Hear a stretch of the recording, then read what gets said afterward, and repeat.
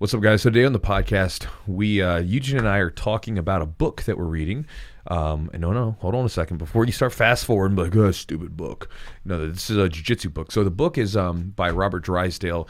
It's called Opening Close Guard, and the book is about a documentary that he's doing that should be released soon. But the book goes in and he has some little, blurbs and tidbits and information that he's sharing from his experience, and then along with that, he's going through and interviewing all of these Brazilian American and Japanese like jiu-jitsu like masters and judo masters, right? People that have just, especially a lot of these old guys that are 80, 70 something years old that have been training jiu-jitsu for a long time. Like I was looking at one point, they were like, I started jiu-jitsu in 1940. I'm like, oh my God, like you've been doing this stuff forever. So really cool book. And so what I wanted to do today is we're going to have him on next week, but I wanted to share and I wanted to talk with Eugene about it because I think the book's fascinating, and talk about some of the ideas that are going on through the book and share them with you guys, because some of these facts might be really interesting to you. I think that when I read them, I thought they were really interesting. So I hope you guys enjoy this. So you can listen to this episode, and then next week, listen to the interview that we have with Robert Drysdale. Big thanks to our sponsor, Charlotte's Web. They are the CBD of our choice, the choice that I use. I'm actually, true story, I'm hopping off of it for a little bit. I do this every so often because a lot of times it's weird. Like you'll start using something and you forget what it's like to use it, right? Because it feels baseline. Mm-hmm. I do this with coffee. I'll do this with CBD. I do it with everything. Like I get away from it for a little bit. So this way, when I come back to it, I'm like, I see. This is what I'm getting from it, right? Mm-hmm. And so I'm using, so I'm not using it for, I'm going to get off of it for about 2 weeks, and I'm going to hop back on, just so I can be like, all right, this is the effects. And I've noticed I've been off of it for almost a week now, and I noticed my Oura Ring's tracking my sleep, which it's not like 100% accurate, but it still like tracks that I'm like the amount of like, some of the markers at about a 60% rate. And I noticed that I'm having trouble like sleeping long. Like I can't sleep as long.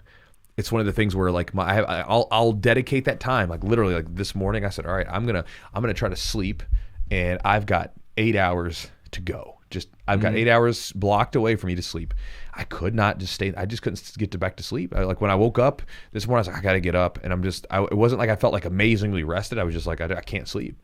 Whereas with CBD, I'll sleep all the way through that, and I'll feel great. Better quality sleep. Better quality sleep. I feel better. Yeah, that's what I feel. I feel like I sleep better. I feel like when I wake up in the morning, I feel more well rested. Mm-hmm. So it's like I might not. To be honest with you, it may not last 2 weeks because I'm already over it. So we'll see how I feel tonight. But I just do that for my own sake, just so I can kind of feel what it's like to be off of it. It's like I do this with coffee. I'll hop off coffee for a little bit, and I come back to it, and I'm like, whoa, that's what's going on in my brain when I do this stuff. Opposed to I'm just a drug addict trying to be normal.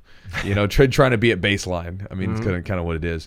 But again, if you guys want to check it out, I love this stuff, and it's useful. Another thing that I notice is the overall again, some of the from the sports induced inflammation, I think, from in the body, like just aches and stuff like that. It's really helpful at dealing with those things. That was actually what got me into CBD in the first place. Originally, was just because I was trying to combat some of the wear and tear from jiu-jitsu and lifting and training. And I can definitely feel a little bit more. So again, I don't know if it's going to last 2 weeks. I'll let you guys know next time. But if you want to check it out and use it and see what you feel, see what you think, because again, if you're not taking it currently, then you can jump on it and you can see if you feel something different. Then, again, if you're not using it, you can go to charlottesweb.com, use a promo code Jiu-Jitsu, save 15% on the order, on whatever you want to order from there. My recommendation, if you're looking for sleep, is the sleep gummies, the little red ones. They're delicious. The problem is that you're going to want to eat like the whole thing because they're delicious. But again, take two of those before bed. You feel great. Again, pair it if you really are looking for some really good sleep. Pair those sleep gummies with some magnesium, and I do a little zinc. And again, I'm not a doctor, so consult your doctor if you're going to add some supplements into your routine or whatever else. But I like magnesium along with zinc, and I'll take that as well with the CBD. And then big thanks also to our sponsor, as always, Epic Roll. Matt is over there, and he has a pretty much, originally it was kind of small. Now he's got like a whole darn store of just, he's got gis, he's got rash guards, he's got shorts, all that stuff. He just came out with, I think, a Kimura, like the shirts, like with the definitions. Yeah. So I'll have to see. He's got one with Kimura? If he's got one with Kimura, I've got to get that shirt. Let me check it out. So I'm going to see if because if he's got a Kimura shirt, that's my move. Like for you guys listening, the Kimura. Yep, Kimura lock. Let me see. Just dropped. Oh man, he's got to tell me about this stuff. Yeah, it just came out. Sweet. So he's got those cool. He had the triangle one that you had on. That was awesome. So Matt actually researches these things, and he comes up he comes up.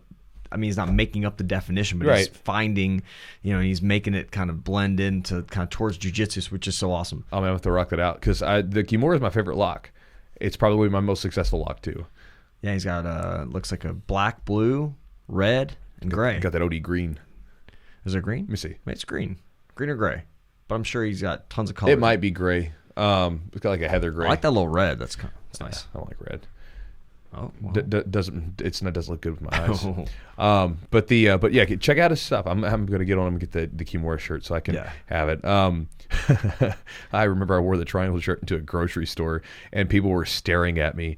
And I have a tendency to eat like a 4-year-old, so like I usually spill crap all over myself. So I was thinking like, I do too. So I was thinking like, man, I probably spilled a bunch of crap on my shirt. And I looked down, I was like, no, there's no shirt. Oh, it says triangle choke. People are staring at it, which is even more strange because everybody's wearing the masks, so you can't see what their face is looking like. You can't tell if they're smiling or whatever. You just see these eyes staring at your chest. But if you want to check out his stuff, a bunch of cool designs, cool gear. And again, I've used this stuff, everything from the shirt, the comfortable shirts to the training gear that he has, and it's worked great. You can go to epicrollbjj.com, use a promo code Jiu-Jitsu, save 15% on the order. And last sponsor today is Manscaped. The B2B special. The B2B special. If you have not heard me talk about this, originally the Manscaped, they gave us a trimmer, and they were like, try this. And I'm like, try this out. Because again, people ask, hey, will you talk about this on your show? And I'm like, well, I'll talk about it if you send it to me and I like it. If I don't like it, I ain't talking about it. I'll send it back to you if you want. But they gave me the trimmer, and their whole thing, if you don't know, is about men's nether region. It's just, it's so funny that like it's weird, right? It's just like that's just not something anybody talks about, right? Like I've never it's just one of those things. I'm talking about my own uncomfortable feelings about talking about it. It's a good trimmer. I've used it on my beard down to my nether region. Yeah, also known as my balls. Yeah, that is. The light is a game changer. Have you used by the it? way. Yeah. See, this is a strange. I've used it. It's fine. See, see, we both are imagining each other looking down there and like. But yeah, the light is actually. It's got this little light, and so as you're going through the trimmer, it'll like help you see the little hairs. Yeah, you don't miss anything. Yeah, you don't miss anything. More consistent. But I've used it for my beard. I've used it for my chest. I've used it everywhere. So just to kind of test it out, and the trimmer's good. It's handy. You can get it in the water. It doesn't get waterproof too. Yeah, so it's waterproof, so you're not going to get anything there, and it's really small, so it's kind of handy. So when I recently went out to Montana, and I have a beard, I have a big, like a really heavy duty trimmer, but I don't want to take that with me, whatever when I travel. So I've got that little one right there. It's got like a little charger comes on. I can take it with me if I need it. So again, if you guys want to check it out, you can go to manscaped.com. Again, the promo code is Jiu-Jitsu, and you save 20%. 20%. And the one that they sent us was, and free shipping, by the way, they sent us the Perfect Package 3.0, which is the trimmer. It's got like some ball toner. I don't know what ball toner is. I don't know. It seems like aftershave. It's like a moisturizer. You're moisturizing. I am doing a thing. You look like Eugene's like talking about it, and his hands right like he's squeezing like some toner. So check out the video of the podcast. We've literally turned into like giddy little kids talking about like ball products. It is what it is. But again, it's one of those things where if you're looking for a good trimmer and you want one for down there and you want that stuff, check it out. It works. It's good stuff. And check it out. So, and then also, guys, if you guys have not done this yet, I always talk to people. I get messages all the time from people who finally join. Like there was recently, I had a person who joined the. Let me see if I can find it. I may not be able to find it right offhand. I should have thought about this before. But people that join my email list. So my email list, I jokingly call the Chew Crew. And basically what it is I send out an email usually Monday through Friday. And let's see if I find it. Yeah, so basically got this one from Sabrina. It says, I don't know if you will read this, but I really do enjoy reading your emails. I'm new to BJJ, and I find your emails very motivating. Again, that was one the other day, and there's another one here. But anyway, I'm not going to get down into it too long. But basically, I get a lot of people that have been subscribing recently. Some of them from the podcast are like, dude, I finally jumped in, and I'm enjoying the emails. And so every day I send out something. It could be the emails. It's not just a boring jiu-jitsu email or just a sale, hey, I'm trying to sell you something email. It's a mixture of stuff. Now, I do sell things in the emails. So I tell you about products I have coming up. I tell you about events I have coming up. So if me making a living doing this stuff offends you, don't sign up. But I do share some cool stories. I share some cool ideas that I try to give everybody every single day. And again, Monday through Friday is the typical. Sometimes it's Saturday and Sunday, but mostly Monday through Friday, 1 in the morning, or depending on when I get around to it. If you want to subscribe, go to jiu-jitsu.net.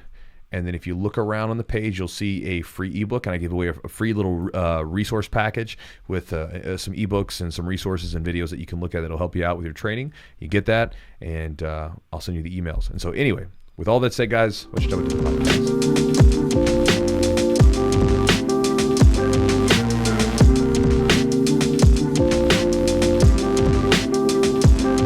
So yeah, guys, let's jump into the book today. So the book that we have right now, we had these given to us by Robert Drysdale, and we've dug into them, and it's a really good book. It's been really good. Robert's writing is good, and then the transcriptions and the interviews are really interesting. The book is titled Opening Closed Guard, and so this is going to be this is going to be a documentary that's going to be released, but this is the book that kind of goes with the film. And basically what Robert's sort of idea was to get to the real history of Brazilian Jiu-Jitsu, right? Because, again, most of us, myself included, we have heard the mythologicalized version of Jiu-Jitsu stories where, Elio and Carlos and this whole thing. And again, it's one of those things where even me, like, I know there's a little bit of BS to it. It just is what it is. It's like, because, you would hear these stories. I mean, because first off, I remember reading about like the fight with Kimura and Elio, and you read like they would always make Elio to seem like he was like fragile and about to break. It's like, I mean, it was always this thing where he was so thin and skinny, but he fought. I'm like, you look at that dude back then, he was a like strong looking man. Yeah, right. He was built. I mean, he's built with small stature, but he was built. I mean, he wasn't short. I mean, he was just thin. But but as far as like everybody was thin back then because people were eating Twinkies and Ho-Hos. Yeah. I mean, like when you look at the average weight of like an American GI going into war during World War II, because the fight with Kimura is in the 50s, right? So 45 is into the World War II. The average American GI was not a big human, right? Like we're much larger people, both like even if we're in shape, like we're just taller and bigger because the nutrients are there, right? You even look across the world where some countries that had very low amounts of nutrients in meat eating and stuff like that, and all of a sudden they're eating meat, they're getting a lot more calories, and they become bigger, taller people. And so again, you see that a lot. And so anyway, going back to it, like I remember looking that up and like, well, Kimura was bigger than him, but he was shorter. He was thicker. Yeah. But he wasn't like 100 pounds heavier. I mean, he was like, I think like Elio was probably like 50s, 60s, somewhere in that range, and Kimura's in the 80s. Yeah. So it wasn't like this massive difference where this man is so large that he cannot be overtaken. So I knew some of it was BS, but at the same time, it's one of those things where if you understand, like sometimes you take some, you can be kind of liberal sometimes with how you share things, which is just kind of it's just commonly done, right? Yeah. Especially when you're talking about years later, some of that stuff and even different people's interpretations of it and stuff. And so you knew that they took some what's the word I'm looking for? Liberties with how they told the story. But in this, they're getting into it, and Robert, interviews all these masters and these grandmasters of jiu-jitsu and judo, and essentially he's trying to get an idea of who were these guys really? Where did this stuff that we do, again, most of us don't think much about it, but where does this stuff come from? Who created it? How was it created? How was it developed? All that stuff, and to kind of get down to the truth of it. And it's a very interesting book, and I figured what we'd do today is we can just dive right into it and sort of share some of the stuff that I thought was really interesting, and then next week when we have Robert Drysdale on, we'll go into it with him and talk about it with him. But I just wanted to do this because for me it's like swimming through my head right now, and again, someone who's dedicated a huge portion of their adult life to this thing, it's very interesting to get into it and be like, oh, well, I didn't know that or this. And some of it's just kind of fun facts that you guys might find interesting. I found it interesting. Some of it, though, it could be very like, oh, well, that changes things a lot, right? Like, that's not at all, what we were thinking. Now, to preface the whole thing, nor I nor Robert, one of the things I do like about this is a lot of times when people write a book, they will try to, especially something like that, we're getting to the history of something, they want to get you to believe what they're believing, and they want to sort of make a case for their point, right? Like, well, I want you to, or a point for their case. So I want you to think this way, and I'm going to give you all the reasons why. He doesn't do that. There's not an anti-Gracie sentiment in there, right? He's sharing his views on it, and he's sharing the ideas, but at no point do I feel like I'm getting nudged to have to believe something. I don't feel like someone's telling me something. Like, sometimes, like, I'm a history geek myself, and I have trouble reading things like revisionist history, where basically revisionist history would be like where you take a person from 1700 and then you put our societal and, cultural norms of today and judge them by that. And you're like, whoa, come on. Like, you can't do that because people are a product of their times. Right. You know what I mean? It is what it is. But he just shares what these people did and what happened is as much as he can through the stories that he's getting from these people. And then again, you make your own judgment. And he sort of says in the book, he says that, that people typically have a sort of a binary way of looking at things. It's either black or it's white. It's good or bad. It's this or that, and for most people, like, you think about the jiu-jitsu world, it's sport or self-defense. It's Gracie or not Gracie. It's like this kind of stuff, and it doesn't have to be that way. And I'm always resistant when people try to push me in that direction where you're trying to make me have to think this way or that way, because then I feel like I'm being manipulated to have to think your way, and I don't like that. So I like that he did not do that, and it's a fun book. So hopefully after you guys listen to this, it might interest you, and you can check it out. Yeah, and a little bit about why, first of all, he had an interest. I think the book started with Robert explaining, like, hey, I had, I didn't have these pictures on my wall. Most gyms have picture of. We were saying in Brazil, nobody has pictures on the wall. Right. Like, it's something but in American America. gyms, they have, yeah. I mean, I do. I have them in the wall. We have, who do we have on the wall? We've got Elio Carlson, and then Maeda. Yeah. So, and most people that get into jiu-jitsu are like, oh, well, it's. As well as Hanato and Sean. Right, right. And but like I think the impetus, the reason, the drive to get this thing done, because a lot of these grandmasters are old, 70s, 80s, yeah, and some of them are dying off, and so to get their true story, to get the understanding. And also, Robert's not the first one. He mentions a couple other guys that he uses as in the interview. He talks about their books that are in there. They've done a lot of research and kind of their reasoning for the research just to get the truth out, really. So it's very interesting to kind of see his whole process, because it's a learning process for him as well. Yeah. So it was kind of cool just to see the interviews and sharing some of the difficulties he had with the interview process, and sometimes getting a true understanding and a true interpretation of what they're, what some of these grandmasters are trying to share. Yeah, because you're taking in all this information, and you got to think that some of these guys lay in one camp or the other. So some of these guys have very opinionated views about one thing, and then some guys are the other way, right? So, and he's trying to be in the middle of all that and sort of make sense of just what happened. I don't really care about what you like you want to push on me, but how did it happen?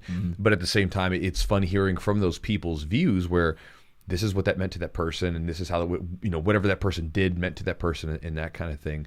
The unique perspective Robert has too is he's has one of his parents is Brazilian, one of his parents is American, so he's kind of, and he grew up. He spent quite a bit of time in his youth in Brazil, and training here. And he's one very successful jiu-jitsu practitioner, and has Zenith in Las Vegas, I believe. Yeah. So I mean, he's been coaching a lot of guys, and it's interesting. He's been on both sides. And he's also a history person. Like, so I believe he has his degree in history or something like that. But he's a history geek at heart too. So he likes getting into it, and so and you can see that in his writing. I enjoy the little blurbs that he did, because he basically has each section is a transcription with the person, and then before that is a little blurb that he writes, and sometimes the blurbs are really thought-provoking. I really enjoyed it.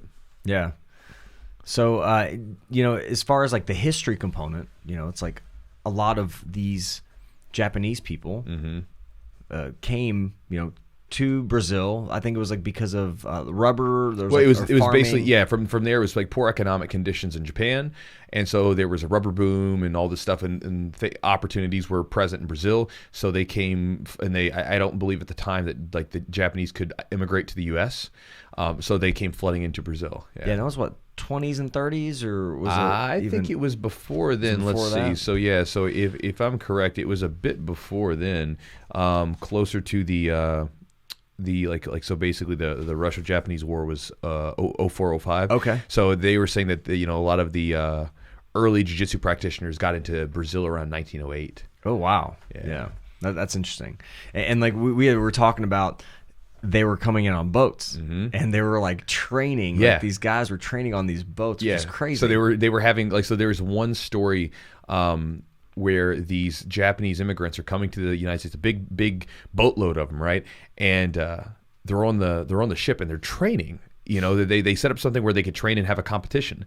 And I think it's so interesting where you're, again, and to me, it's interesting to think about, because if you read history and understand the time period these people are in, this is not an easy time period, right? These people are living in a tough time period. This is the time period that you're talking about when you read this book, when they're trying to get to the history of it. We're talking about World War I, World War II.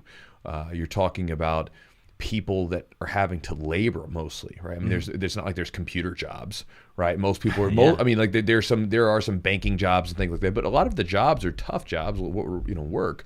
And you think these guys are now, learning how to train and stuff. And then remember modern medicine, it wasn't what it is today. So, I mean, imagine I would love to see the amount of injuries that they had and how they dealt with them.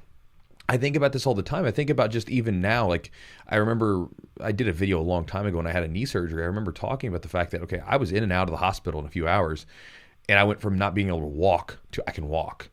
That's a crazy thing. And like, it would have, years ago, it would have been maybe eventually sort of scar tissue builds up and it breaks it down, or I've just got a trick knee for the rest of my life, where I got this knee that like, oops, crap, I can't walk now. Yeah. You think about that. So you think about just the conditions that these people are living in, and these animals are still training. And I mean animals in the best way possible. Like, to me, it's like, it's like, it makes me like, I was thinking about when I was reading this, because there's another guy in here he's like 80 years old, and they were asking him, he was a luta livre guy, which is basically, you just think of no-gi jiu-jitsu.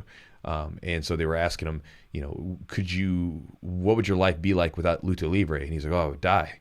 He said, the doctor told me I need to get a prosthetic, but if I get the prosthetic, I can't train. So I told him we're going to have to figure something else out because I got to train. Yep. Like, this guy's 80 years old. Yep. And I just think about the people that we are, because a lot of times, I don't know about you, but especially when I started training, and even sometimes today, like, I feel almost like an outcast in some groups and some circles, because it just doesn't make sense to people. I remember my family like, what are you doing? Why? And then even like when I go into, say, we have, here's a fun story for you. So Jess and I went to sushi. This is a couple of years ago. We went to sushi, and we go to the same sushi restaurant on a regular basis that people know us and they welcome us and say, oh, come on, yeah, whatever. So we get there, we're sitting there waiting for our table, and this group of four people, actually 1, 2, 3, 4 people come in. And they come into the sushi place, and they just got done doing a wedding rehearsal, and they want to get some sushi. Tables are booked, told them it's going to be about 40 minutes. They look at us, and they point to this big table. So if you walk up a couple stairs, there's this like table where you kind of sit down on like basically it's like, it looks like this little traditional Japanese room. And you go in there, and there's this table that sits, and you sit down in there, and it's like it's a sunken in table. It's a really neat little thing, and they do it for groups, right? And so they look at it, and they're like, what about that table? Is that table taken? And the guy looks at him, and they're like, well, that's for parties of 6 or more. And the table holds about 20 people. And they look back at us, and they're like, we're with him. And I remember, Jess and I looked at each other, and we're like, we could just kind of like sort of just look at each other in acknowledgement that it's okay. And I look at the woman, I said, yeah, these are my friends. And then she goes, they're with you? And I was like, yeah. I go, She looked at me. She goes, okay, if they're with you, let's go. So we go up there and we sit down, and they were like, thanks. We just got done this wedding rehearsal, whatever. And I'm talking to these people, and I do all right for myself, monetarily or whatever. But one of them was like a hedge fund manager. One of them like owns like 30 acres of farmland, and he's got horses and he races in the Derby. And so it just basically these people are like very wealthy people. They're like, what do you do? And I'm like, how do I explain what I do? And I was like, well, I just sort of I teach people how to wrestle and fight, and they're just looking at me like, really, huh? And it's like so peculiar to them, like this is so strange.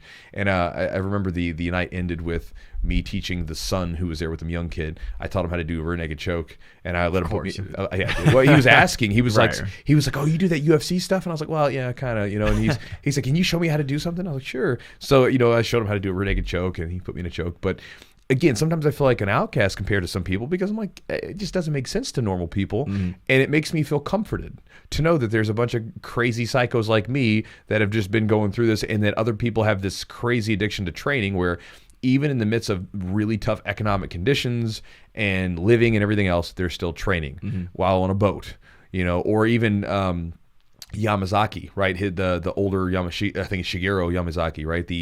If you guys ever watched the fights, Mario Yamazaki's father, right? He was a judo player. Yes. Well, when he was 6 years old or whatever, he started doing judo, and when he's doing judo, he's learning how to do it in they didn't have mats, they had straw and tarp. Yep. Imagine rolling on straw and tarp. It's I just find that fascinating. These people are doing it, and they're getting down. But think about how you started, right? Like putting up tiles, like those little puzzle. We had the puzzle mats, yeah, in like some kind of workout studio in the corner of a gym where people are like exercising. Oh yeah. I mean, you're kind of doing the same thing in a way. It's just a progression, evolution. Yeah. I mean, even when I started training, we had a really small gym. I mean, do you remember those mats that you guys had? Because I remember we got them put in. Yeah. It was a vinyl tarp over top of foam, and they never got the tarp. Like it was always had folds in it. It was like folds in it, and they never got it like stapled in or whatever, and so it was, and then regularly got mopped. It was disgusting. Yeah, it was, and we had like a little tiny. The bathroom I remember was like this little corner. Oh yeah, it's like little just two walls, and you're like, and you always as a white belt, I get so nervous I have to go take a crap like right before training. I was like, I'm sure everybody can hear me, but it was it was. Now I want you to know, I remember when we got that place, because I for you guys that are listening, I actually opened that gym up first with my old coach. Man, so many dreams in that room, bro. Yeah. Dude, that was like we went from training in a, like you said, like a weightlifting studio to we got that little spot that was, maybe it was a total. I remember it was like 1,400 square feet max. We had like what, 2 heavy bags or something? You had about 2 heavy bags on the floor, and then it had this raised level, so you had to be careful. Sometimes you'd be rolling with someone and you'd be coming off the edge, But yeah, so it was like 1,400 square feet. I remember that. It was like to get a little couple of stairs to go up. Now our mat space in the gym is bigger than that whole gym. Just our mat space. Yeah, just the one mat. The one mat space. I remember like the first time I walked into Derby City, and I was like, and you walk in, and you have like the mats, like, which is huge. Yeah, we've got about. But then you had like the weight rooms to the left. I think initially, and even that, I was like, what? Yeah. Like, this is huge. Yeah. Like, it was so much space. It was incredible. But it's just like the evolution. Like they trained on straw. They trained in a ship or on a boat. Probably on hardwood or whatever. And then just puzzle mats, and then just putting down puzzle mats, which are so thin you can't hardly do anything. You can't, in those conditions, it's kind of interesting because, like, for instance, we didn't do a whole lot of takedowns on those puzzle mats because it hurts. Like you bang your knees up and stuff like that. They're not very forgiving. And this is one of the reasons why Drysdale even said that maybe it's sort of an idea he was, tinkering around in his head. He's like, maybe this is a reason why Jiu-Jitsu focused more on the ground. Because, if you think about doing stand-up, if you're going to do stand-up properly, you need a lot of space. Because you've got to have a lot of space. If you look at if you go to look at a collegiate judo training center or any judo training center in Japan, massive rooms, right? And this is in a country where space is a premium. You know what I mean? Like if you ever look at a Japanese house, they're not big homes, tiny, but they've got these massive mat rooms. Because if you're going to throw someone, you got to have space. Right. You can't be laying on top of each other. And so, and I remember even looking at some of the old, like the original old school gyms that originally popped up in the United States, and they would be crammed side to side. Usually you wouldn't be able to roll every round. You'd have to take rounds out because there'd be too many people. And even I know in Japan, where one of my friends who trained with me for a couple years, or trained for me for about a year while he was here in town, Mosh, if for some reason Mosh is listening, his name is Mashahashi Takahashi, and great name. yeah, and but we just called him Mosh. He was fun. But when Mosh was when he was training with us, he would tell us about basically what they would do at his gym is, because again, they'd have so many people, they would have a piece of mat that they would, like, if people got close, they would put that piece of mat in between them. So they would, like, so for instance, instead of standing in between them, they would just put a piece of mat in between them. So they'd have like the little pieces of puzzle mat that they would walk around if they weren't rolling, and they would stick it in between. So this way the people could do that. But it's just interesting to see, like, how, possibly even the environment that you're training in, the training environment, is going to dictate what you improve at, because just the conditions that you can train in. Yeah, and then they said kind of like the evolution of judo. I mean, there was a lot more ground. Initially there's a lot more ground game. Like judo? Yeah, in judo. And I think when it started becoming... Yeah, they even talked about Kozen judo. I might be saying that wrong, but that was, I think, a particular sort of type of jiu-jitsu. It was very focused on the newaza. Yeah, on the ground. And then, so, like, I think it was kind of when was it during the Olympics? Yeah, the Olympics started to kind of... So we want these type of throws. We don't want a lot of ground. So it kind of started to evolve in that way, because, that's how... Olympics, it's prestigious, it's money there, obviously you're so I think that's where so this stuff that we do in jiu-jitsu was around to some extent. And triangle chokes, like he talks about triangle chokes being a thing, kimuras being a thing before it kind of came to the States, or it came to Brazil and then came to the States eventually.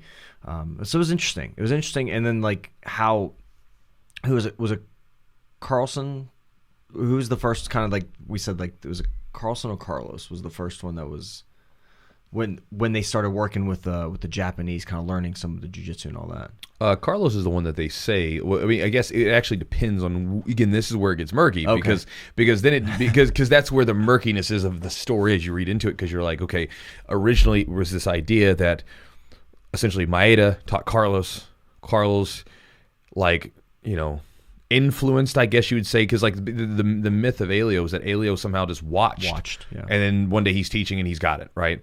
And I mean, maybe there's some truth to it, but you're also like, he probably did something, got taught to someone, right?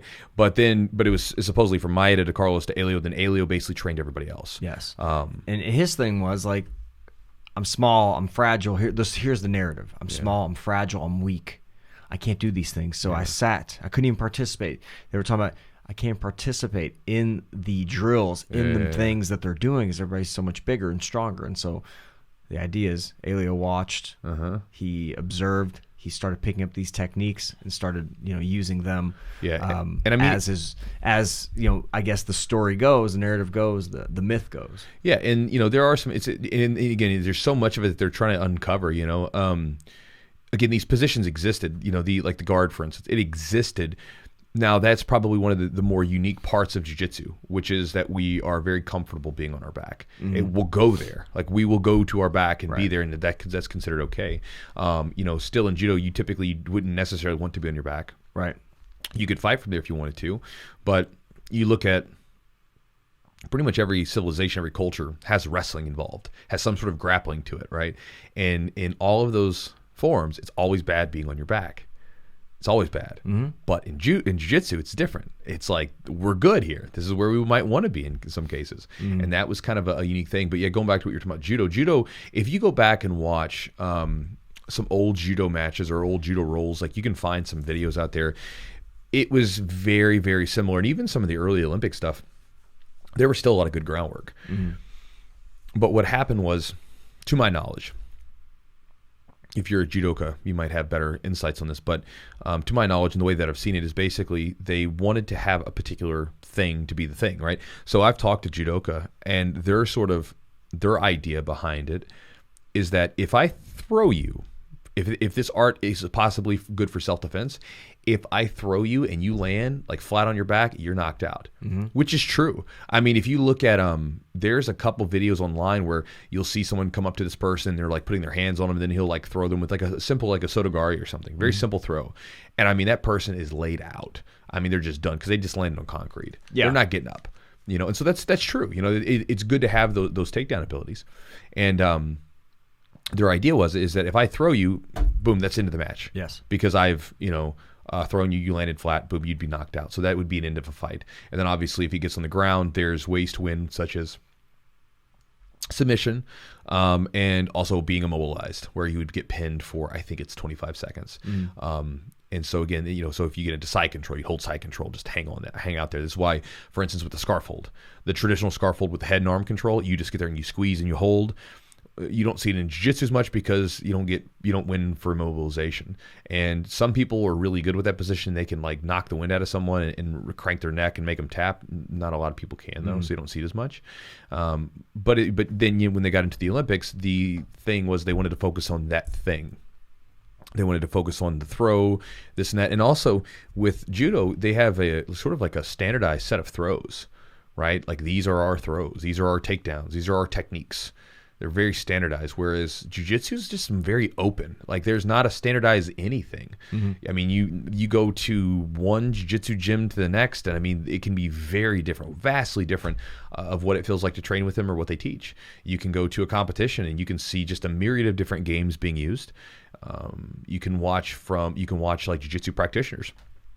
Again, all of them use so much different crazy stuff, and you're always seeing like these sort of new variations of positions, right? People come like, hey, he's got this new variation. I mean, it's a position that's been around for a long time, but this guy's gone down the rabbit hole with it. Yeah, like in the book, they talk about when they started creating these schools, the Gracie schools. And they didn't do group class. I think they started eventually doing group classes, but it was like I think he said that like Carlson was like like as far as jiu-jitsu goes, right? Not judo, but jiu-jitsu was like the first one to do big group jiu-jitsu classes. Yeah, but they had like a very standardized, like I don't know how many numbers. It was like you have to do 36. A certain number. It was like 30. It was like 36 techniques or 36 classes were their self-defense. Yep. And then after that, they would move on to the other stuff. Right. So you would basically be one-on-one or in 1 to 2 or 2 to 3 people for a very long time. And it was very structured self-defense stuff.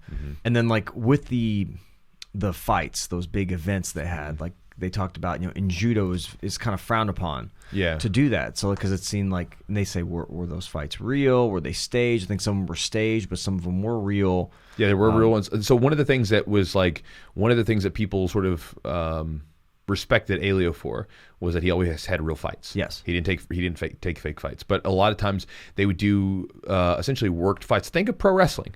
It's just, I mean, even if you go and watch like some of Japanese pro wrestling, you'll see remnants of this where the Japanese pro wrestlers, it's like some of the, like for instance Kazushi Sakuraba, one of the greatest fighters of all time, I think in some respects, right? Like not the greatest. I'm just like he's in that grouping of like pioneers, right? I mean, if you want to get into it, I mean, he was one of the dudes that was amazing for his time, and he was originally he was a wrestler and a pro wrestler. And when you watch his fights in a pro wrestling match, it was like watching a fight, but it was worked, it was fixed. And so it was very similar to that, where you had these guys that had skills that just weren't giant, right? They just weren't huge men, but they were a lot of really good skills as far as their martial arts skills.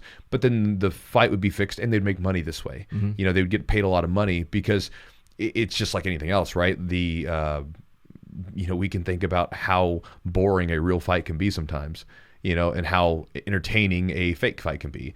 I mean, and again, if you're a pro wrestling fan, I don't mean fake as in they're not athletes or anything like that. When we talk about pro wrestling, I typically just mean it has a predetermined outcome. Yeah, like those dudes are like, I mean, massive respect to them. Their bodies go through incredible damage, and it takes a lot to keep that together. And again, those dudes are, if you ever see a pro wrestler in person, those dudes are like, they're barely moving.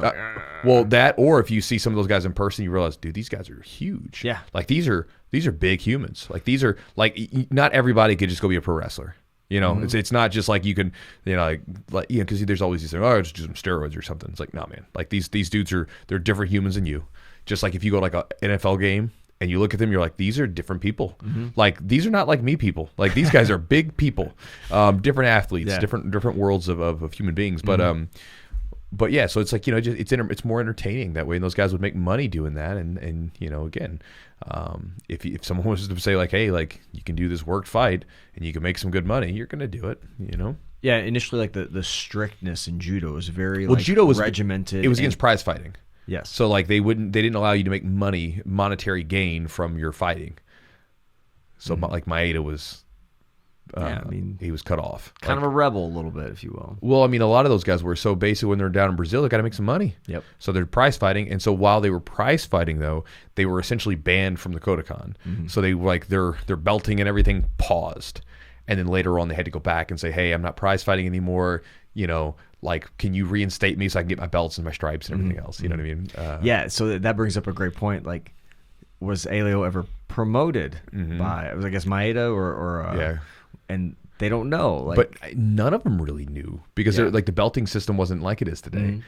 So like a lot of those guys, from reading it, like a lot of these, like the early pioneers in Brazil, like a lot of them probably just sort of promoted themselves, and they didn't have the traditional belting system for a long time. Like when they were originally training, they just had like a I think it was a navy blue belt. Yeah, they wore like a lot of the instructors wore that blue belt. Yeah, they would wear like a navy blue belt, and then the like sort of assistant instructors would wear like a lighter colored blue belt. Oh, really? Yeah. So I was reading about one of them that trained with Elio, and then eventually when they sort of created the Federation of Jiu-Jitsu or whatever, then they came up with a belting system.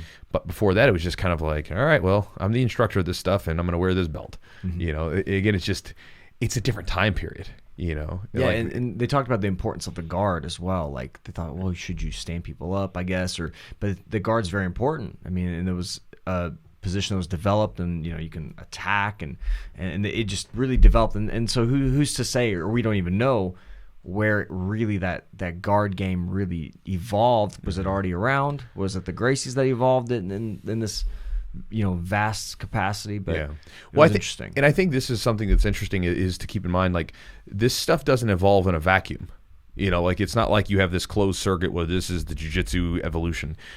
Like, for instance, capoeira, apparently, I didn't know this, back in the day wasn't so dancey.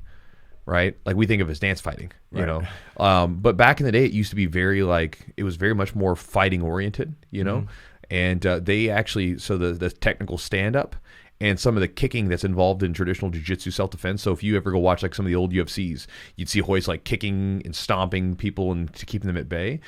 Even Hickson would do the same thing. If you go watch some of Hickson's old fights in the Japan Valley Tudos, he would like kick the guy and then jump in for a takedown.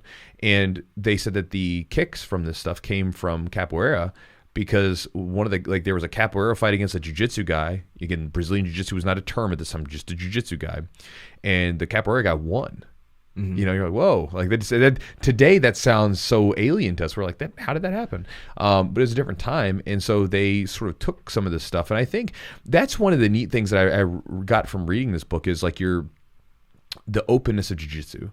Because, and I've talked about this before, with judo, you got the governing body. You have this one big body that says this is how it has to be done, and it's very closed. And I don't mean this is a good or a bad thing. It just is. For instance, you had a lot of things in the judo world get taken or changed, right? Like where you can't break grips a certain way, or you can't hold the gi this way or that way, or you can only be on the ground this long or that, or this amount of time, or before we stand you back up. So there's a lot of rules. Whereas jiu-jitsu, there's still rules, but there's a lot more openness. And so what ends up happening is we're all a bunch of technique mercenaries, where we're just like, let me find something that works. Like, I don't care where it comes from. If it works, it works.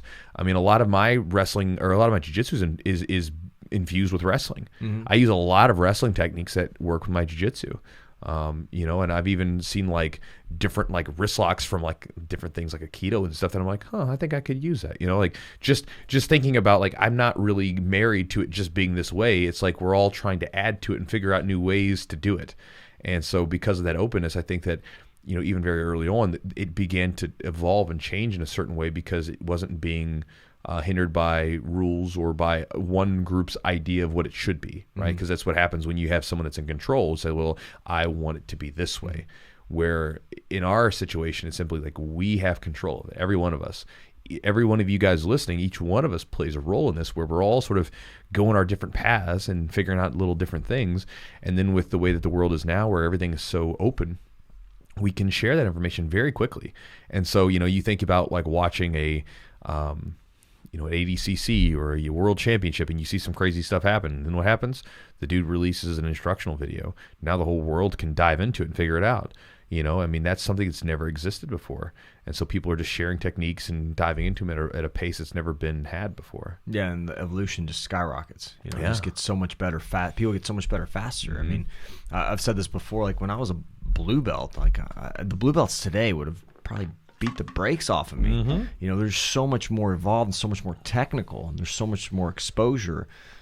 I mean, even tournaments. Like there weren't tournaments every weekend or travel here. It was like, oh, you got to go out there. Like I remember the IBJJF was like, oh, there's one in Chicago, or there's one. When one came to Nashville, we were like pumped because it was like the closest one. Then one started coming to Cincinnati, but they didn't have them. Like I think Atlanta was like one of the closest, and then New York. New York. My first IBJJF was a New York tournament in the New York Open. That was the closest one.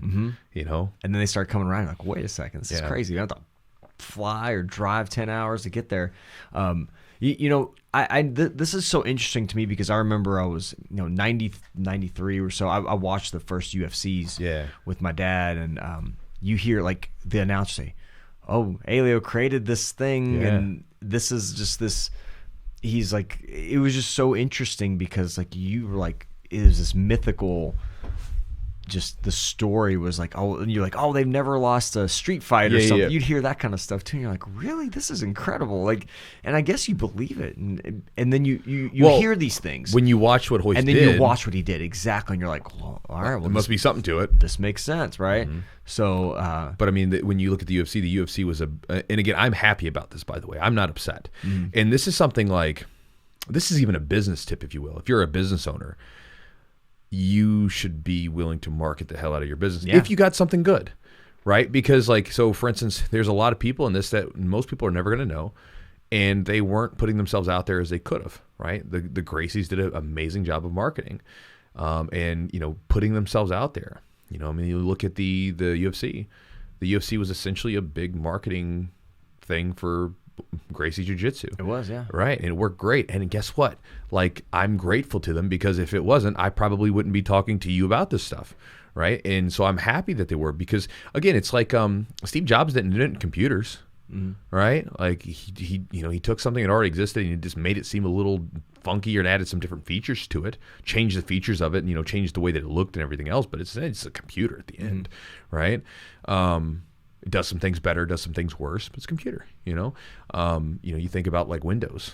Windows is just an operating system. Like, they've existed, but there was operating systems before, and honestly, Windows wasn't even the good one for a while. It was kind of a crappy operating system for a while. So again, it's just one of those things where you if you own a business, you should be willing to put yourself out there if you got something good. And the Gracies did that with the UFC and everything else that they did with fights and the Gracie in action tapes and all this stuff. I mean, and again, what they do is effective. I mean, go watch the Gracie in action tape. It was fantastic to watch that stuff. We were watching these traditional martial artists fight them, and they just can't hold a candle to them. Yeah, and they'll do it again. They'll say, "Oh, it wasn't a fluke. Let's do it again." Yeah. And they do the same thing. And they do it sometimes in a different way, but it's just as dominant. It was funny because the first interview in the book was Chris Howder. Yeah. Well, do you have it pulled up? No, I know what he said. He said it's like the Beatles, right? The Beatles didn't invent rock and roll, but I mean they blew it up, right? And so the Gracies didn't invent Jiu-Jitsu. Mm-hmm. They didn't invent grappling, but they blew it up. Yep. They blew up Jiu-Jitsu in a big way, and I think that's a good way. And I think this is to me sort of gets to maybe the crux of the issue, is that a lot of people, and you got to be careful about this, right? They put people up on these pedestals, especially like when people are mythologized, turn into mythological figures. Mm-hmm. They put them up on these pedestals.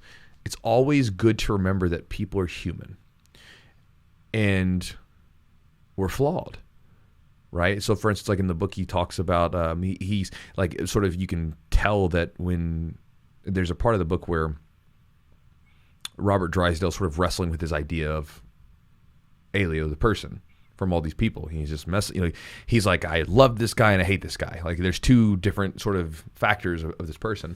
But I think it's important to always consider that like every person is flawed, and no matter how good the message is, the messenger is a flawed being. Even if it's a great message and a message worth following and listening to, they're flawed, right? Like for instance, a lot of people had never heard of the book, and I remember there was a big thing after the Joe Rogan podcast, I think with Lovato, and he like said something about the Think and Grow Rich book, right? Mm-hmm. And everybody was like, "Oh, Think and Grow Rich," and everybody's buying it. Like it's an old book. It's been around for a long time by a guy named Napoleon Hill. Yep. And it's about how to think and grow rich, right? That's the idea, big idea. He's actually got a book called, I think it's How to Grow Rich with a Peace of Mind, which actually to me was a better book. If you can get your hands on that, like it's an old book, but again, it's a good book. And myself and a lot of people in business that you'll talk to said, "Man, this was a really influential book to me." The guy that wrote that, Napoleon Hill, was damn near broke when he got older.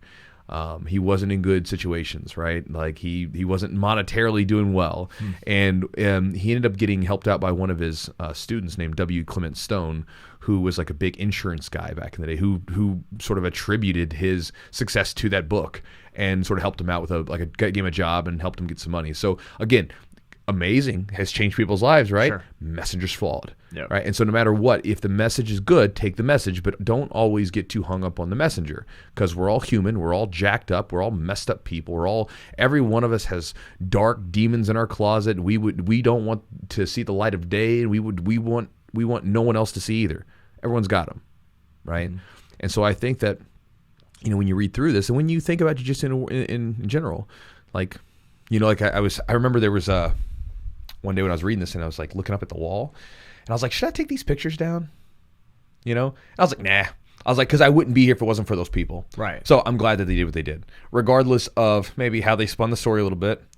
They took some liberties there, but I'm glad they did what they did, because if it wasn't for that, probably wouldn't be what I'd be doing judo.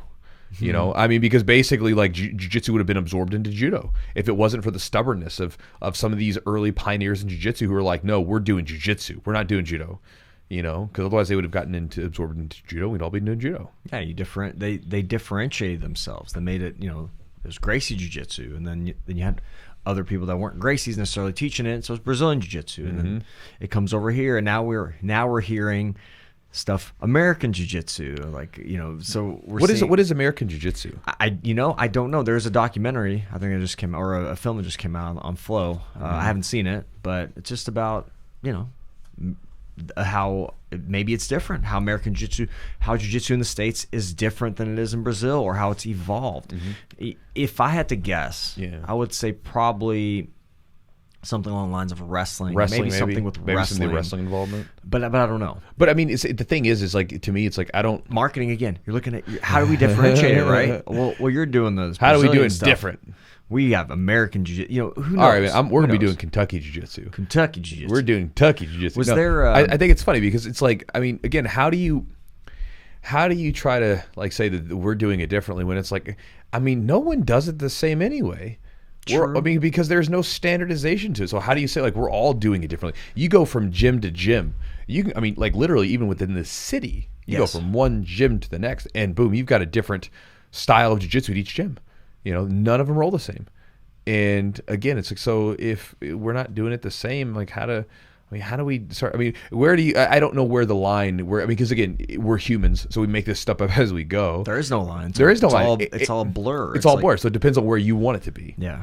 Was there anything in the book that, as far we've read about halfway through, was there anything that surprised you that you're like, holy crap, that was really interesting or really unique, or maybe it just caught you off guard? I think just for me, I'll tell you, it was just learning wait a second, there's all these people that we haven't even heard of before that, it's like you think the tree starts with Elio or Carlos, right? Carlos, Maeda, them, and then Elio, and then you kind of see this tree, but go up more. I mean, there's so many, those are just branches. There's there's limbs above that. So for me, that was kind of interesting just to see how many and how broad it was, how many other people were kind of a big big into it, and probably trained for many more years before. Yeah, it surprised me how, like you said, I knew the mythology of jiu-jitsu was myth. I knew that. Like I knew that it was based in some reality, but I knew it was myth. But I just didn't know about, like all the murkiness of like who trained with who and whatever else and stuff like that. That was the thing. I was like, huh, didn't know that. Yeah, But some of it was like, yeah, that makes sense. Yeah, okay. So some of it was very self-explanatory. Some of it was just whatever. I really like listening to some of the old times, and things like that, where these guys were talking about training back in the day, what it was like to train back in the day, and even hearing about, like I said, guys training on a boat in like the early 1900s. That was so cool. Yeah, because it's like, I think about this thing with like what we do is jiu-jitsu. I mean, jiu-jitsu, if you look at jiu-jitsu, it stems back like a long time. I think that the first writings that they have of jiu-jitsu is like somewhere around 700s. Really? In Japan, yeah, is where they start seeing like something that would resemble like jiu-jitsu or grappling or whatever. Something. I mean, grappling's been around forever, but actually the writing of like, say, calling it jiu-jitsu or whatever, in the traditional Japanese sense, where it would be the JU, right, instead of JIU. Mm-hmm. And it morphed. And I mean, by the time like when judo was created, there were lots of schools. So there was like, it wasn't like, okay, there's jiu-jitsu, then now there's judo. No. There was like a bazillion different schools of jiu-jitsu. So, and I don't know how to say their names, right? But like you would look at it, and when judo was being developed, and even judo for a long time was not actually called judo. It was just called jiu-jitsu. Like there was a while before it sort of had to take, before they were able to change the name. But even though they were doing judo, right? Like they were still doing what Kano had created as judo, but they couldn't call it that for whatever reason. I remember forgot the reasons, but there was hundreds of schools of jiu-jitsu. Yeah. So it wasn't one. So I mean, like maybe we're going back to that. Maybe we're going to be like, everybody's got a different style of jiu-jitsu, and that's what they call, like, this is the instead of it being like because a lot of times the names in Japanese look very exotic to us. But a lot of times it's very simple what they mean. Even like when you think of like, like Osotogari or Uchimata or whatever, these are just mean like inside foot reap or outside foot trip, that kind of stuff. Very simple terms. But we might look at them later on, and then like we see these exotic names, goes into whatever. I can't even say the names. Jiu-Jitsu. It might just be that guy's name. I don't know. I don't know how they named him, right, or whatever. So maybe that's what we call it, right? Everybody starts popping up with their own name of jiu-jitsu. So it was Brazilian jiu-jitsu for a while. Okay, well, hell, they made it up. We'll make up our own. This is going to be American jiu-jitsu. Well, I'm going to do, I don't know, Kentucky jiu-jitsu, Chewjitsu, Chewy jiu-jitsu. Yeah. I don't know. I mean, you make it up. I don't know. Yeah. So again, I don't know. I don't know where that goes, but that was something that was going on when judo was created. And then what we do in jiu-jitsu is basically, and they even said that like back in the day that a lot of times they wouldn't even refer to it as judo. Like in the early 1900s, like when they're in Brazil, they were like, oh, they just called it jiu-jitsu, And so you see that there was this, that as judo was sort of pushing itself to be the main one, right? It was having a struggle with the jiu-jitsu too, where it's like, okay, well, this stuff's been around before. It wasn't new. It was just that the way that you guys are doing it is slightly different. So, I mean, thinking about it like that, like, with jiu-jitsu, where it had all these different types of techniques, everything from, like strikes and everything else. And then judo says, all right, well, we're going to focus on this section of this stuff, the grappling and the throws and everything else. And we want it to be this sort of combination of martial education for kids, and we want it to be all this stuff, and then we want it to be something that helps them become better people. That's kind of the idea, right? With the judo. And so they remove certain techniques, and you have the thing where we tap and we can train really hard because we've taken out the strikes and everything else. I mean, so again, he took stuff that was already there and just got rid of some of it, and like, all right, here we are. Yeah, we got rid of some of the features. And again, even if you want to think of a parallel, this is how I think about this. Think about when I hate to bring up Apple again, but like Steve Jobs, when he was like making the iPhone, he had they were talking about doing the keyboard, right, and having buttons on the phone, and he was like, we're not doing buttons because it's obnoxious. It's like it's extra crap that you have to have on it. So there's a couple buttons on the phone, right, but there's one main button on the front. And now I don't think there's even more buttons anymore, is it? It's like you just look at it and you just like, turn on Shazam. But he wanted to get rid of the buttons, And so he said he had the keyboard on the touch screen. Yes. Right. But he didn't want it to be. He wanted to get rid of that feature. He didn't like the QWERTY keyboard. Right. And so again, you think about that, like we're getting rid of stuff, and then in turn, sometimes simplifying, which is more difficult. It's actually sometimes a lot of times it's harder to have limitations or simplify something than to like just let it go. Like to me, like a lot of times jiu-jitsu, it's like an instructor, it's harder for me to like, what do I teach them versus just teach them everything. Man, it's like, because it's like, what do I need to narrow it down to? And so in that sense, like the judo, they sort of they made limitations to it, and created their own style of jiu-jitsu that they eventually became called judo. I was just thinking like the explosion of leg locks, right? Mm-hmm. That was frowned upon. Don't train that, and some places did some different styles. Mm-hmm. Sambo did some stuff, and there's like Dean Lister talked about learning a lot of his leg locks from Sambo, from a Sambo practitioner. So to me, I was like, well, we didn't really learn a lot of leg locks initially. When I started, I didn't learn anything, and then there was some schools that kind of taught it, but it was kind of frowned upon. It was seen as quote unquote dirty. Yeah. You don't do leg locks, kind of like you don't do that. You pass the guard, you get your position, you do these type of things, you control. You don't just like get to your back and kind of give up some positions to get into the leg entanglement. So seeing that, and then seeing like look how much it works, look how good it is. And John Donahue, like, well, he didn't create leg locks, he systemized it, he marketed it. Well, he created his little system. He created a system for himself and his guys. Yes. Right. And with their help, of course. And then they won a bunch of shit. And then you're like, wait a second. Yeah. Did he's like this? No, it's like, look at Dean Lister's been doing that stuff forever, Right. But again, this is where sometimes genius exists, right? Where you're just taking things that already exists and then you combine them together. Just to go back to that, I mean, I feel like I'm really not trying to be like an Apple commercial, but I think it's because I recently read through Steve Jobs' biography, so it's in my head. But the iPhone, it's a phone and it was an iPad Touch. Boom, we combined it. Boom, we changed the world. We turned teenagers into walking zombies looking at their feet while they're messing around on their phone. Right? We changed the world. Maybe some of it for the better. We have like ubiquitous connectivity, but there's downsides to it, right? Like sure, you're hanging out with your family and you're having dinner and everybody's like sitting there dicking around on their phone. But which I don't do, and you guys shouldn't either. But again, you took two ideas and simply combined them. Yeah. And so that a lot of times there's genius in that. So basically he's saying, well, these things exist. Let's combine some of these together and make a system. I mean, and honestly, I know that this word, by the way, like the idea of system, and obviously his system works. It's very effective and very useful. But this idea of the word system, like people get, like especially new people coming into jiu-jitsu, they're like system. They hear the word, it's a buzzword. About 10 years ago, it was blueprint. Like it was marketed as get the blueprint, the back mount blueprint. It's like it's the same thing. It's like basically every jiu-jitsu practitioner, for the most part, eventually develops some sort of if this then that sort of way of approaching it. Where basically I'm going to go for this move. If they do this, then I do this. You have like basically a tree that you go down the list. If you do this, I do this. And I think that just the mind of Donahue is just he's a deep thinker. And so, like when he gets into that stuff, that just it's a different world. Like I like his stuff. I can only take it in bits though, because it's so deep that like sometimes it's like, oh, there's a lot to process there. It's dense. It's literally like we're talking about angles, like tiny little micro adjustments.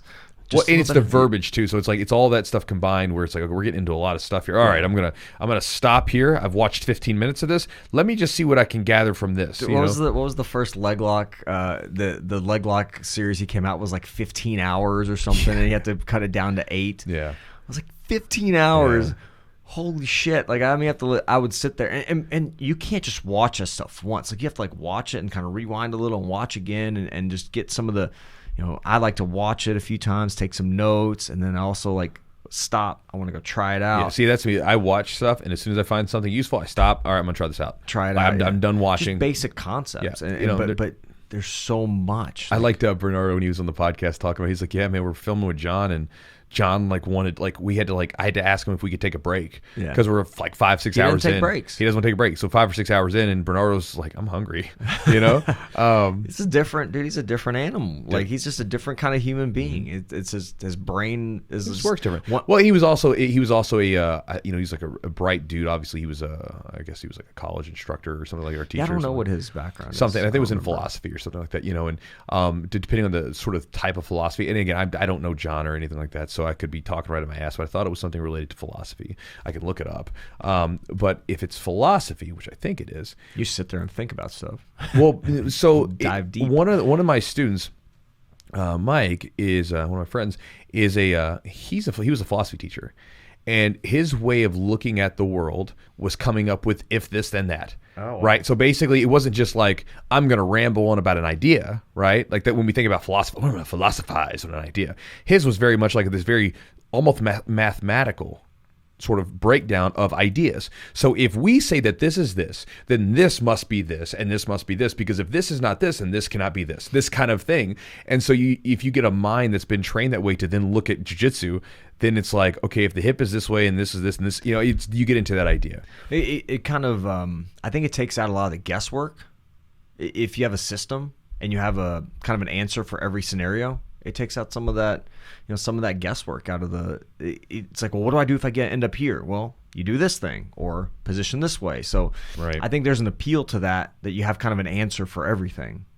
Yeah, he studied Columbia and it was in their philosophy PhD program. So wow. Just Columbia, not a big deal, right?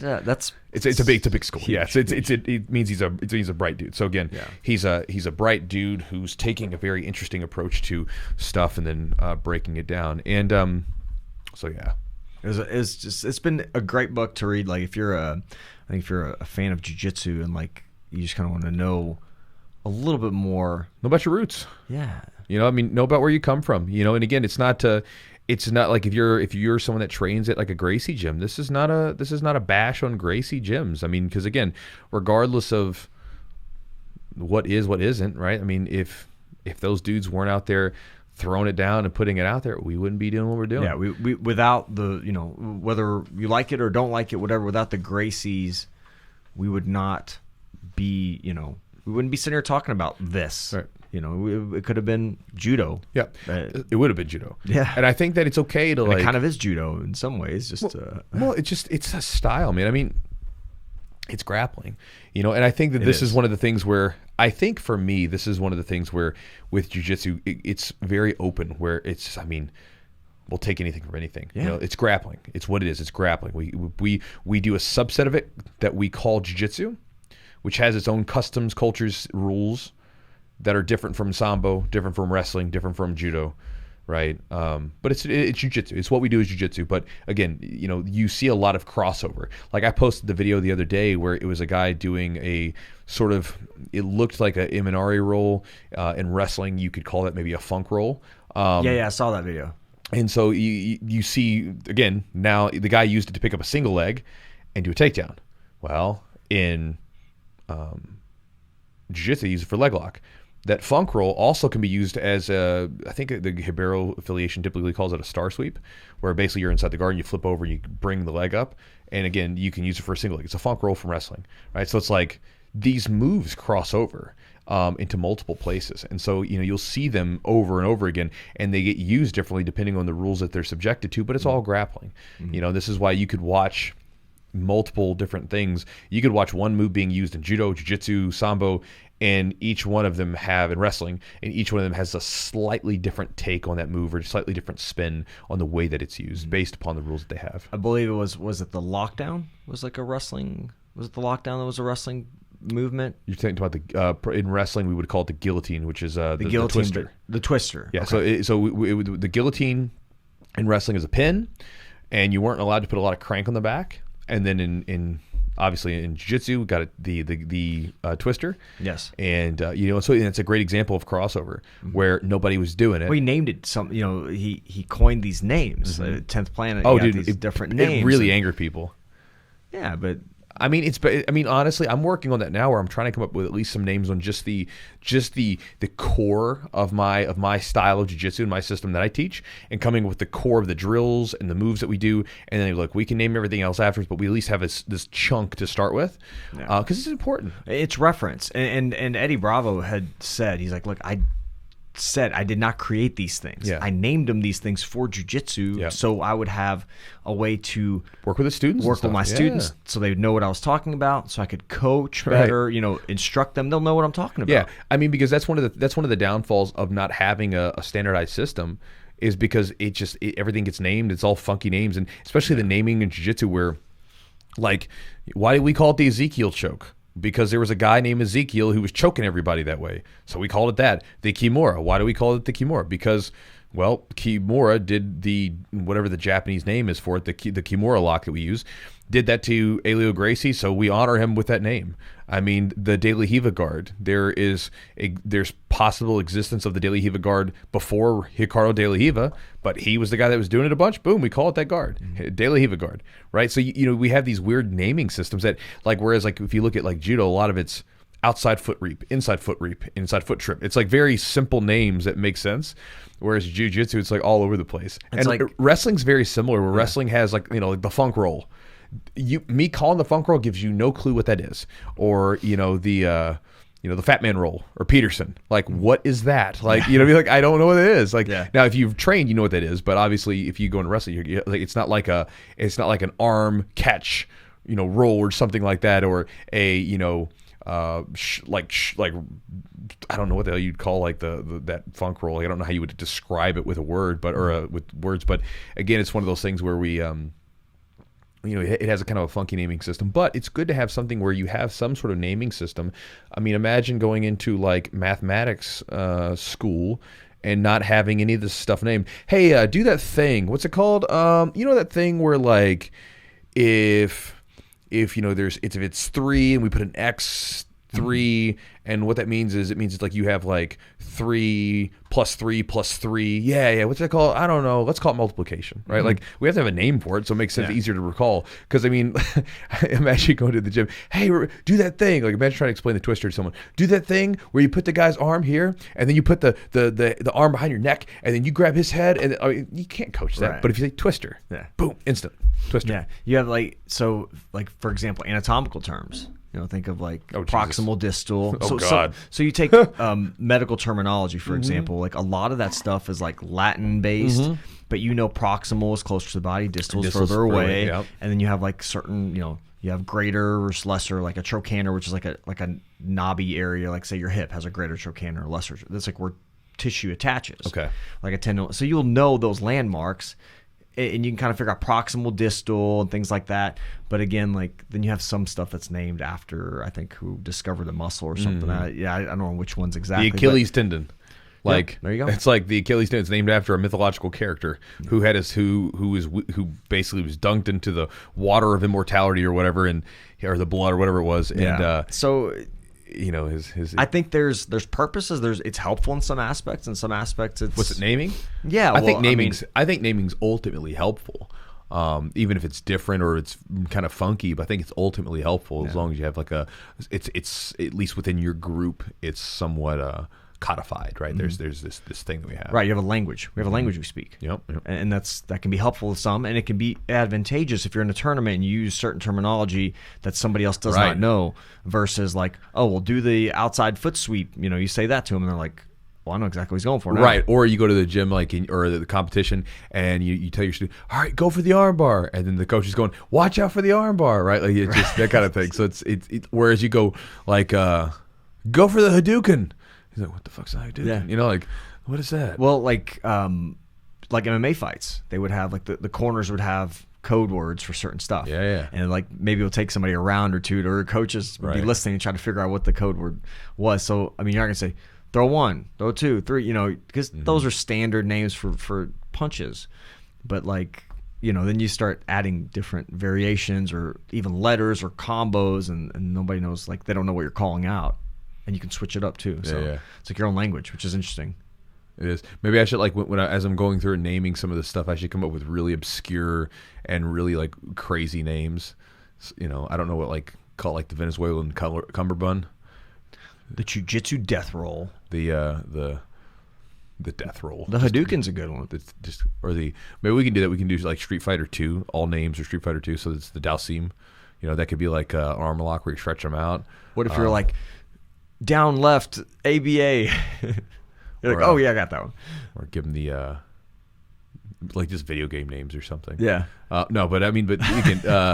I'm working on it, but I'm trying to keep the names more simple. Yeah. So they make more sense. It makes sense though. But I think the terminology can be very differentiating, but it can also be advantageous, but it can also be disadvantageous. I think you just have to. It's whatever your purposes are for using those. Yeah, and even the culture of all these different things. I mean, like even the way that they describe judo being much more about like respect and discipline and stuff like that, and whereas jiu-jitsu in some cases it's not that way.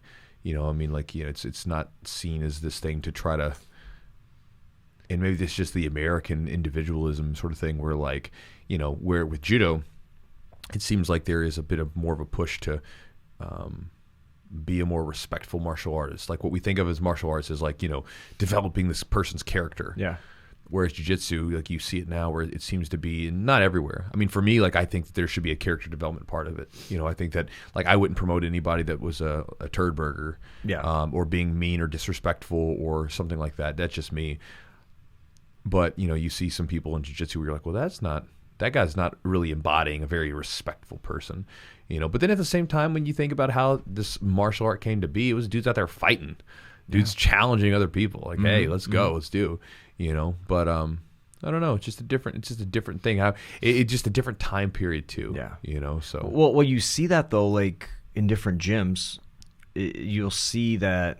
Like, hey, you don't ask an upper belt to roll in some gyms. You don't approach them, or you don't ask them, or you know, whatever the case is, or you need to make sure you tie your belt, turn around, tie your belt, and be present, you know, right. Or don't wear this, or you can't wear colored gis, only get white gis. Exactly. So I think there's some structure that, I mean, I guess like some gyms have more of a structured approach, more of a kind of this, I'm above you, you're here. A hierarchy.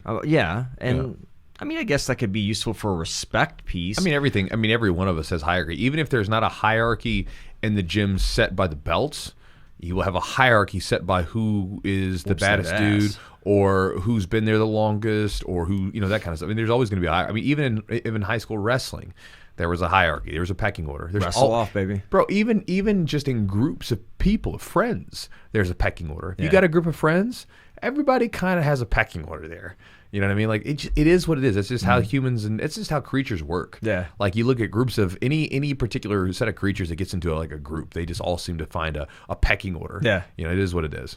Yeah, interesting though. But great book. Recommend it. Opening Close Guard, Robert Drysdale, and then we'll have him on the podcast next week. I'm excited to hear his take on everything and what he's got going on. Yeah, so join us next week, guys, where we talk to Robert Drysdale about the book. It'll be awesome, and I hope you guys enjoy it. All right, guys. So that's a wrap. That's it. So again, I think I've already said this 5 times, but join us next week to talk to Robert Drysdale. I'm excited to talk to him about this book. You know, when we originally got the book, I wasn't sure what to think. I was honestly just excited to talk to Robert Drysdale because Robert Drysdale is a really good jiu-jitsu practitioner, and I remember going to one of his seminars, and I thought he showed a lot of really cool butterfly guard stuff, and I was really impressed by it. And, you know, when I got the book, I was like, let's try it out. Like, I've gotten a few jiu-jitsu books over the years. Sometimes they're good, sometimes they're not. And I was really, like, surprised at, like, how enjoyable the book was to me. As a history geek who's also dedicated his life to jiu-jitsu, it's very interesting to get into the book. And so join us next week as we talk about that and get into the book more and talk about the whole documentary that he was doing. And again, guys, if you want to support the podcast, you can head over to patreon.com/the Jiu-Jitsu podcast. And in the Patreon right now, here's what we have going on. We've got content that is released to you every week, of course. Everything from videos, it's gotten so big too. I mean, it's so crazy. It's like so crazy to think about all that stuff is there from basically what are we like at 2 years, 3 years, like 2.5 years? We're 2 years, but I think that the first Patreon we started was like episode 30 something with Stuart Cooper.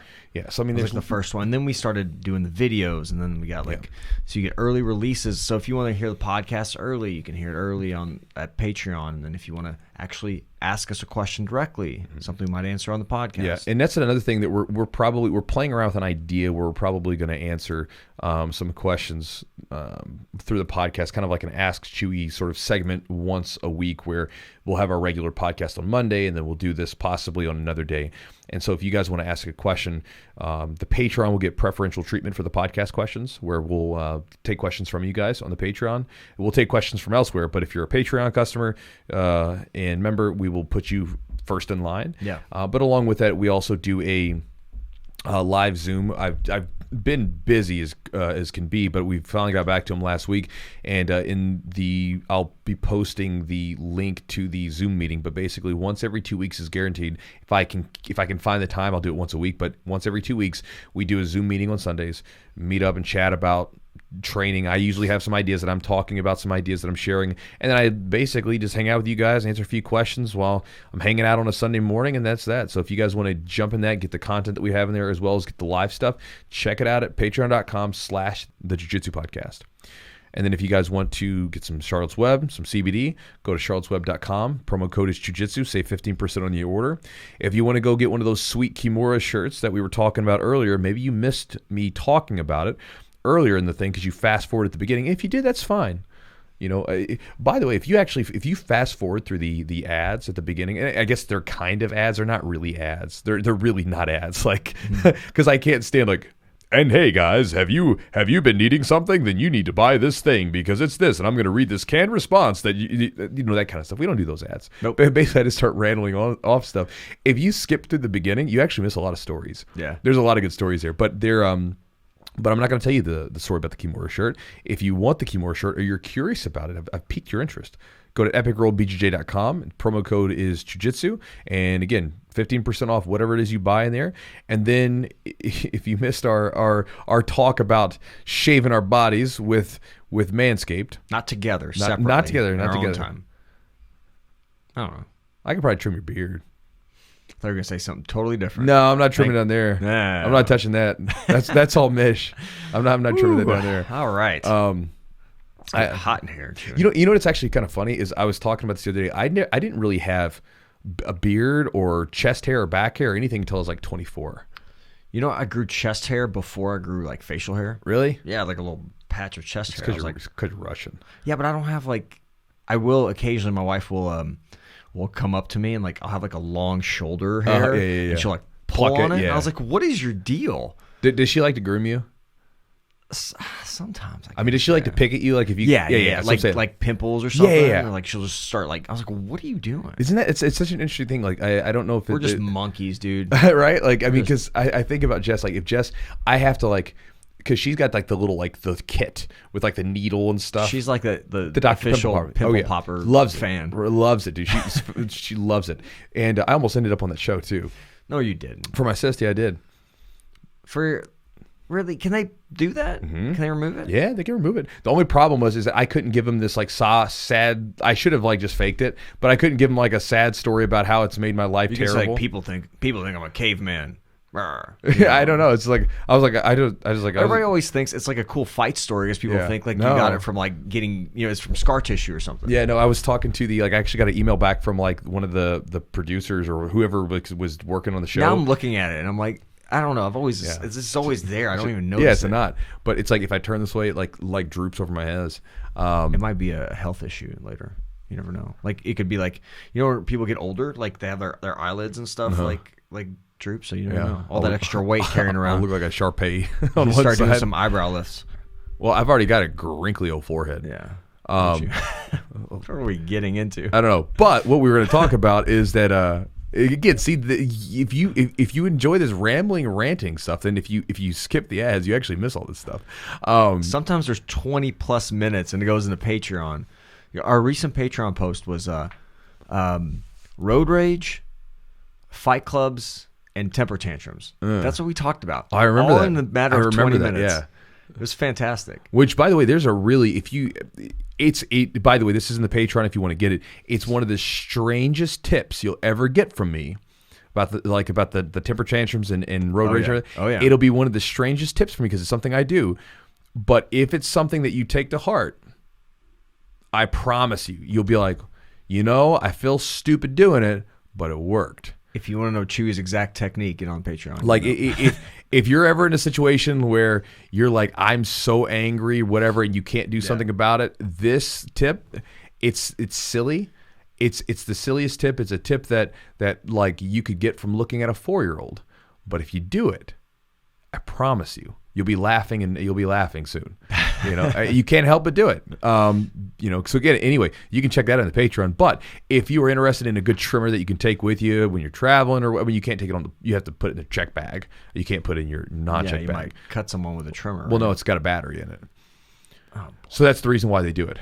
Okay. I was reading Admiral McRaven's memoirs, and he was talking about he was working for the Pentagon, and basically they called a ballistics guy, and they were like, it was when the guy tried to blow up the plane by lighting his shoe on fire. And so they were like, "What?" Years ago, right? Years ago. This is right after 9/11. And they're like, what else could they make a bomb out of? And the guy was like, well, they would need an electrical charge to ignite it. Oh, wow. And they were like, okay, what could they use that with? And they're like, batteries. And so that's why batteries are not allowed on planes. Oh, really? Yeah, because basically they did all. What about laptops? Obviously, I think that we can have laptops, but you can't just have. It can't be on or something. Well, you can have them on the plane once it gets going. But they were talking about batteries and like that are free and stuff like that. So anyway, but yeah, he basically apologized in the book because him and this guy were working for the Pentagon. And they made kind of just all right, we're gonna like really increase security and all these things. And he's like, I kind of wish I wouldn't have done that. But crazy times. But anyway, yeah. If you want to get a good trimmer that you can use from your beard down to your balls, if you're a man, I guess you could trim if you're a lady, you could trim whatever. You could trim your legs, maybe. I mean, you'd still have to, I guess if you shave them, you'd still have to shave, but maybe you could trim them down. Maybe you could trim maybe you got a mustache. Oh, boy. Someone's going, I hate you, Chewy. That was not very nice. Well, someone would have mustaches. I'm just kidding. It happens. Just get the hair, man. I don't know. I mess with Jess sometimes. She doesn't even have a mustache. I'll just Nick. Nick. Tell her to trim her mustache.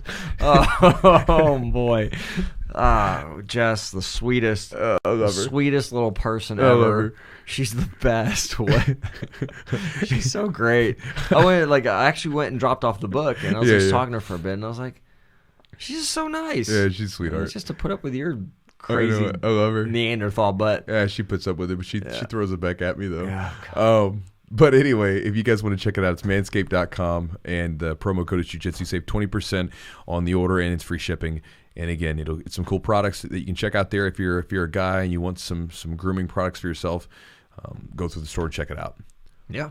So, guys, hope you enjoyed the podcast. We'll see you guys next week with Robert Drysdale.